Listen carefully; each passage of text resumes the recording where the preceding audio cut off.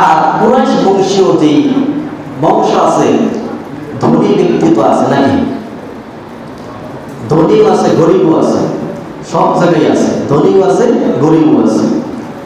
তাহলে ধনীদের বিবাহের ভিতরে কি হয়, একটু খরচাপাতি বেশি হয়, গরিবের একটু কম হয়। যারা ধনী তারা কি বিভিন্ন ধরনের দেখেন না অনুষ্ঠান কিভাবে করে, তাদের বিবাহ শাদীর ভিতরে একটু খরচা কি বেশি হয়, খরচা বেশি হয়, গুণাও বেশি হয়। আর যারা গরিব আছে তাদের খরচাও কম, গুণাও কম। তাহলে নবী আলাইহিস সালামের বয়স হলো কত? 14 বছর। ওই সময় কুরাইশ পরিবারের ভিতরে বিবাহ শাদী হইতেছে। এখন এই বিবাহ শাদীর ভিতরে নবী আলাইহিস সালাম ওই মজলিসে ছিল, কিন্তু মজলিসে ছিল এই সময় দেখতেছে যে এই মজলিসের ভিতরে এখন গান বাদ্য শুরু হবে, গান বাদ্য শুরু হবে। এখন কি করে নবী কি গান শুনবে? নবীরা তো গান বাদ্য শুনবে না, শোনার জন্য নবীদের আল্লাহ তাআলা পাঠায় নাই। গান বাদ্যকে বিলুপ্ত করার জন্য, গান বাদ্যর বিরুদ্ধে নবীকে বলার জন্য আল্লাহ তাআলা নবীকে কি দুনিয়ার ভিতরে প্রেরণ করেছেন। তাহলে সেই কুরাইশি পরিবারের ভিতরে বিবাহ শাদীর ভিতরে গান বাদ্য শুরু হবে। এখন নবী আলাইহিস সালাম কি করবে? সে চিন্তায় পড়ে গেল। চিন্তা করতে করতে করতে করতে হঠাৎ করে নবী আলাইহিস সালাম জমিনের ভিতরে বেহুশ হয়ে পড়ে গেলেন। সুবহানাল্লাহ।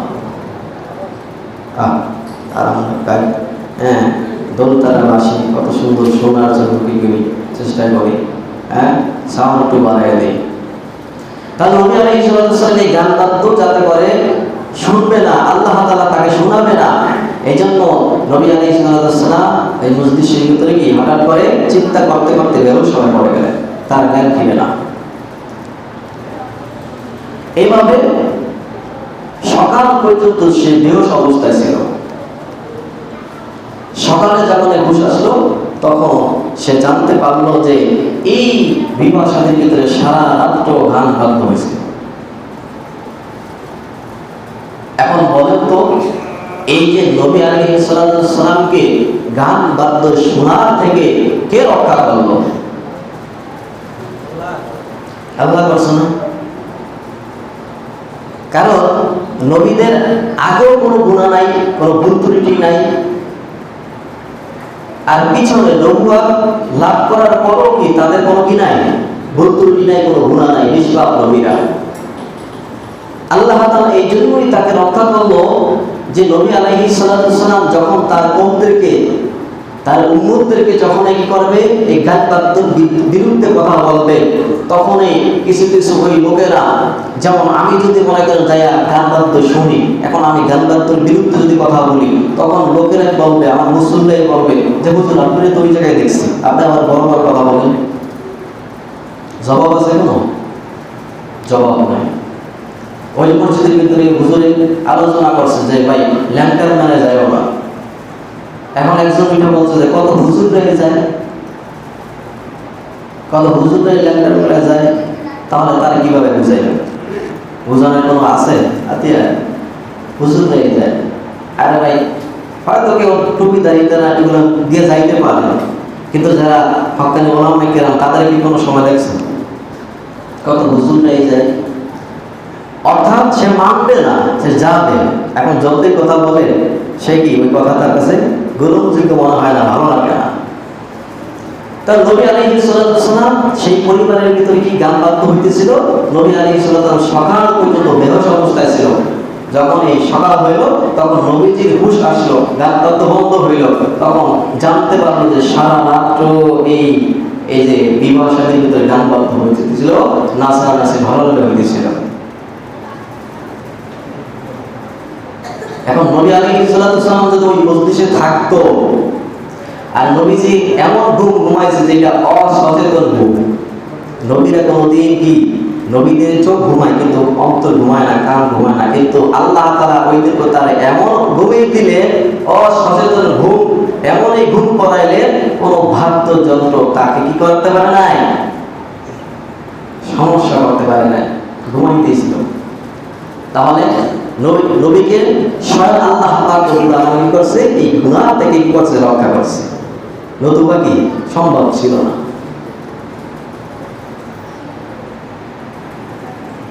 নবী আলাইহিস সালাম গানের বিপক্ষে কথা বলবেন, গান বাদ্যর বিপক্ষে কথা বলবে। এখন নবী যদি গান শুনতো তাহলে নবীর কথাগুলো তার শুনতো না। এই জন্য আল্লাহ তাআলা তাকে এই গান বাদ্য শোনানোর থেকে বিরত রেখেছে। তাহলে এর দ্বারা কি বোঝেন, গান বাদ্য কি আপনারা বিবাহ সাথীতে করবেন না করবেন না? করবেন। গান বাদ্য যদি বিবাহ সাথীর ভিতরে করেন, এই বিবাহ সাথীর ভিতরে বরকত থাকবে না। আর এমনি তো গান বাদ্য কি কোনো কোনো জায়গার ভিতরে তো নাজায়েজ, হারামই বলেছে। তাহলে গান বাদ্য করিয়া আপনি সন্তানকে বিবাহ সাথী করাবেন, বিবাহ সাথী দিবেন, এই বিবাহ সাথীর ভিতরে কোনোদিন বরকত হওয়ার আশা করা যায় না। আল্লাহ তাআলা আমাদেরকে হেফাজত করুন, সবাই আমিন।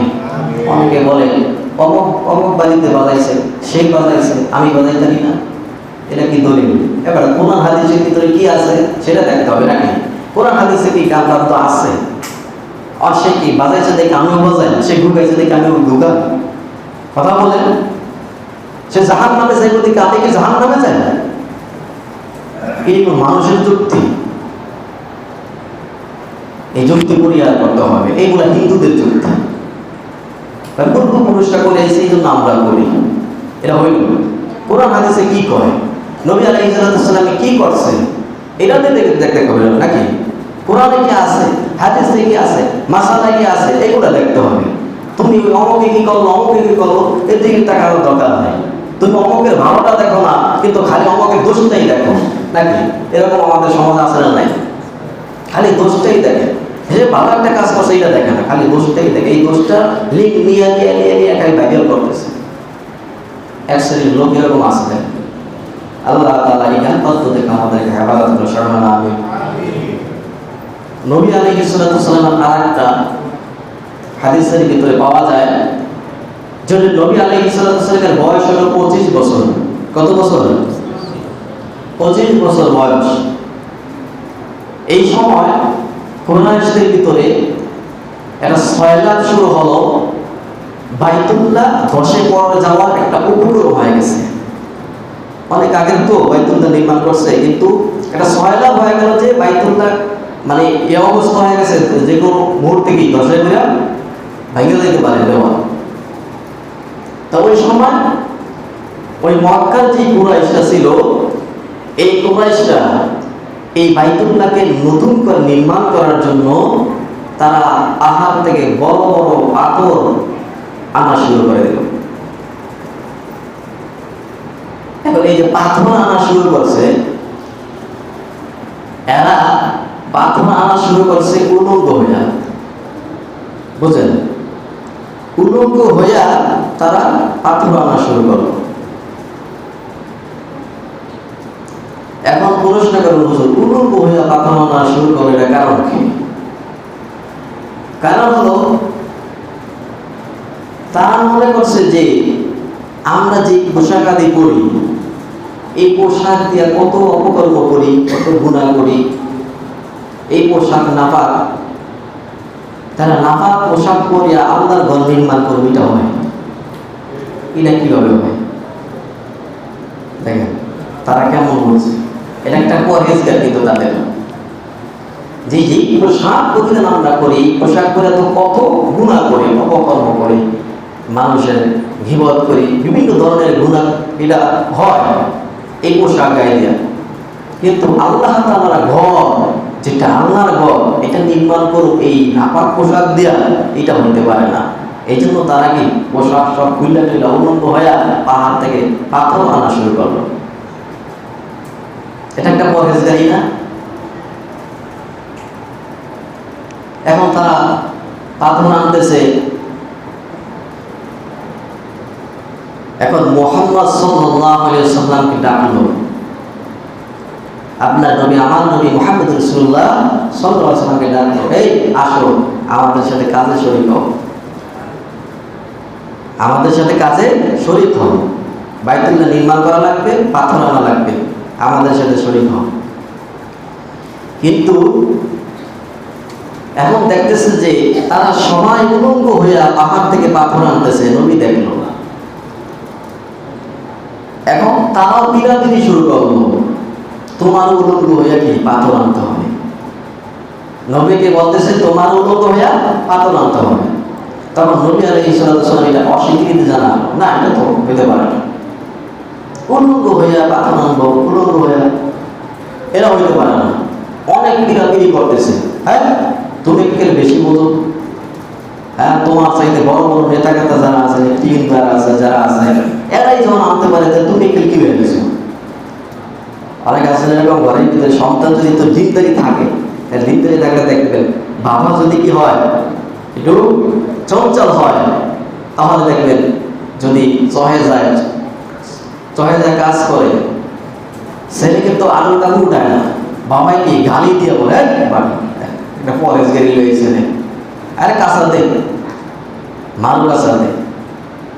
ছেলে তো কাঁচা দেয় না, কারণ ছেলে তো একটু শিক্ষা করছে নাকি, ছেলের ভিতরে ইসলামী শিক্ষা কিছু আছে কিন্তু বাবার ভিতরে নাই। তদ্রুপ মুহাম্মদ রাসূলুল্লাহ সাল্লাল্লাহু আলাইহি সাল্লামকে বললেন যে তুমিও কি করো, আমাদের সাথে উলঙ্গ হইয়া পাথর আনা শুরু করো, বাইতুল্লাহ নির্মাণ করা লাগবে। মুহাম্মদ সাল্লাল্লাহু আলাইহি সাল্লাম এটাকে অস্বীকৃতি জানালো, না এটা হইতে পারে না। এখন বিরাবিরি করতেছে, অনেক চেষ্টা করতেছে, কিন্তু সে কোনো রাজি হয় না, সে রাজি হয় না, রাজি না হইতে এরকম অনেক চেষ্টা করার পরে মুহাম্মদ সাল্লাল্লাহু আলাইহি ওয়াসাল্লামকে আল্লাহ তাআলা অজ্ঞান করে দিলেন, তার জ্ঞান নাই। হ্যাঁ, এখন তারা চিন্তা করতেছে যে আয় কি হইল। নবী আলাইহিস সালামকে আল্লাহ তাআলা কুদরতি ভাবে হেফাজত করছে, আর তারা পাথর টুকরায় নাকি কাজ শুরু করে দিছে। এখন পাথর যে তারা আনছে, কথা হলো যে পাথর যে তারা উলঙ্গ হয়ে আনছে, উলঙ্গ হয়ে পাথর আনা, এটা কি সওয়াবের কাজ করলো না গুনার কাজ করলো? গুনাহ না? উলঙ্গ হওয়া কি কবিরা গুনাহ না? কবিরা গুনাহ।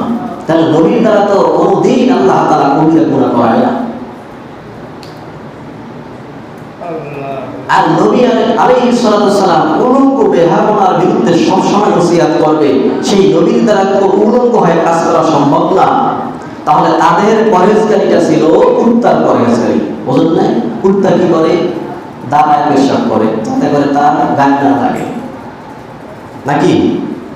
কুত্তা দাঁড়ায় পেশাব করে কি জানেন?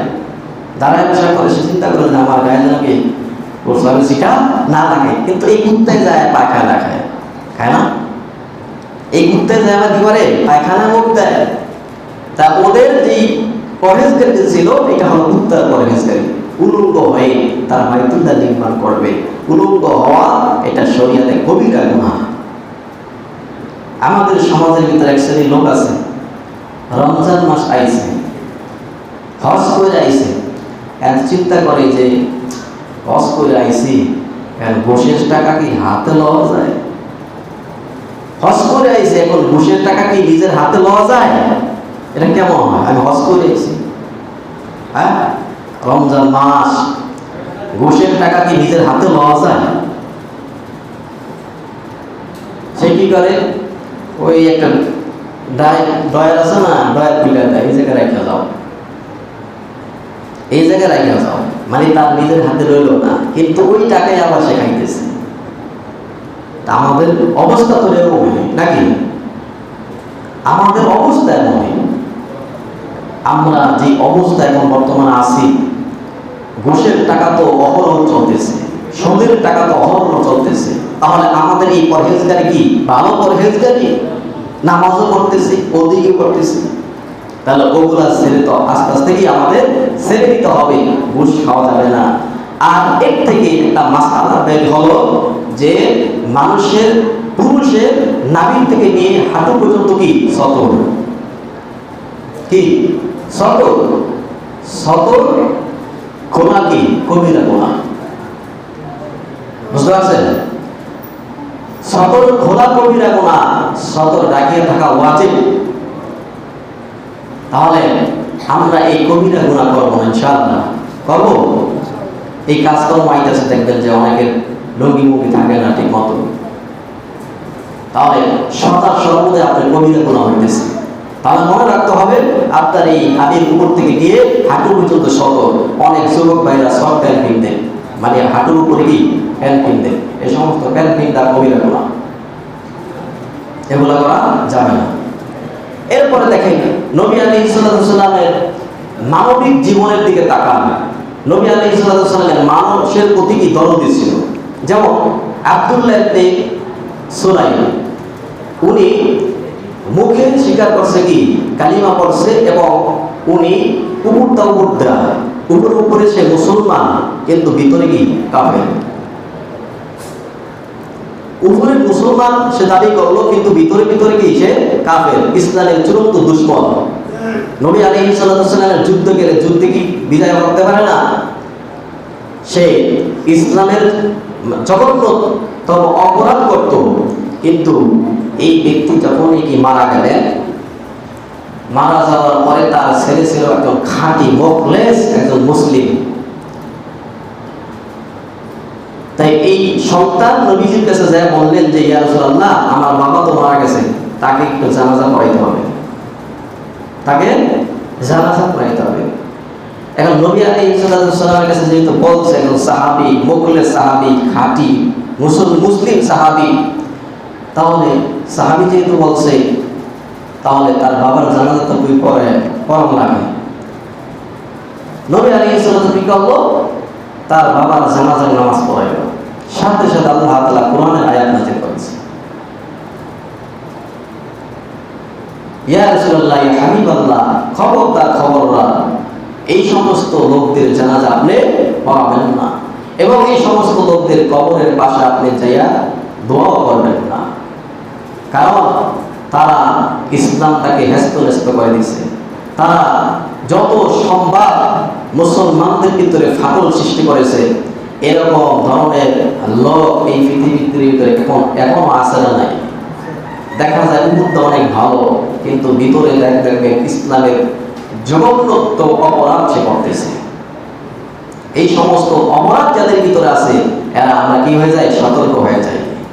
আমি হাজারো দোয়া করবো নাকি মসজিদের ইমামকা, আপনি পুরা এলাকার ইমাম এলে, হুজুর এলে আপনি দোয়া করাবেন, কিন্তু আপনি একজন কি ছিলেন, ভিতরে কাফের ছিলেন, ইসলামের সবসময় দুশ্মন ছিলেন, নবীজির দুশ্মন ছিলেন, কোরআনের দুশ্মন ছিলেন, আপনার জন্য দোয়া করলে কি দোয়া কবুল হবে? দোয়া কবুল হবে না। যেহেতু দেখেন সাহাবীর বাবা সে কি ছিল, কাফের ছিল। এই জন্য নবীকে আল্লাহ তাআলা কি করলেন, সতর্ক করে দিলেন, ইয়া রাসূলুল্লাহ, খবরদার এই সমস্ত এই মুনাফিকগুলার জানাজার নামাজ সামনে পড়া যাবে না। এই জন্য এর থেকে মাসালা আছে, যারা এই সমস্ত এই অপকর্মের ভিতরে, এই সমস্ত জগন্নাথ কাজের ভিতরে, ইসলামের চূড়ান্ত দুশমন, জগন্নাথ অপরাধ যারা করতেছে, কোরআনের বিরুদ্ধে, ইসলামের বিরুদ্ধে, মুসলমানদের বিরুদ্ধে, যারা এই সমস্ত কাজের ভিতরে লিপ্ত আছে, তারা যখন মৃত্যুবরণ করে, তাদের জানাজা যেন নেতৃত্ব আলেমদের জন্য না হয়, সাধারণ আলেম দিয়ে তারা জানাজা কি করে, তাকে মাটি দাও। বুঝতে পারলেন না? বারবার কথা বলা হয়, আলোচনা করা হয় যে ভাই এইভাবে চলো, সে কোনো মতেই কি আসতেছে না, মারা যাওয়ার পরে ফরজে কিফায়ার নামাজ এটা পড়ে আগে তাকে দাফন করা হলো। এই নামাজ না পড়ানোর থেকে না পড়ে আগে তাকে দাফন করারই ভালো ছিল। কোনো সময় আসে নাই, কোনো সময় গ্রামদের কথা মানে নাই, নবীর কথা মানে নাই, কোরআনের কথা মানে নাই, হাদিসের কথা মানে নাই, কোনোদিন পশ্চিম দিক থেকে ফিরাতে তাকায় নাই, তাহলে তাকে এই আবার জানাজার কিছু দরকার ছিল? এরকম হয়ে আমরা কি মরতে চাই, না নেককার হয়ে মরতে চাই? এখন আমরা কি করি, অনেক সময় সমাজের চাপে আমাদের কি পড়াইতে হয়, সমাজে আমাকে বাধ্য করছে, বলা লাগবে। সে হাজারো অন্যায় করো, ইসলামের সে পরিপূর্ণ ধ্বংস করে দেবে, তারপর আপনার বলা লাগবে। এখন আমরা সমাজের চাপে পড়ে কি করে পড়াই। এই পড়ান ভাই, সমাজের চাপে পড়ে কোনো লাভ নাই। অন্তর থেকে জানাজার নামাজটা যদি হয়, তাহলে দোয়া অটোমেটিকলি চলে যাবে নাকি? এরকম আমরা হইতে চাই না ইনশাআল্লাহ। দোয়া যদি কাজ করেন অটোমেটিক দোয়া পেয়ে যাবেন। আর যদি দোয়া না কাজ করেন আপনি হাজারো চেষ্টা করবেন, অন্তর থেকে দোয়া আসবে না। যেন আমার ভাইরা, নবী আলাইহিস সালাম দেখেন, নবী সতর্ক করে দিয়েছে যে খবরদার এই সমস্ত এই কাফেরদেরকে মুখে একটা অন্তরে আর একটা, এই সমস্ত মুনাফিক জানাতে আপনি করাবেন না, এদের কবরের সামনে যায় আপনি কি দোয়া করবেন না। নবী তো কি স্মরণ করেন মানুষ, সে তো কি নবী জায়েদ করছে, তার জানাজা নামাজ পড়াইছে।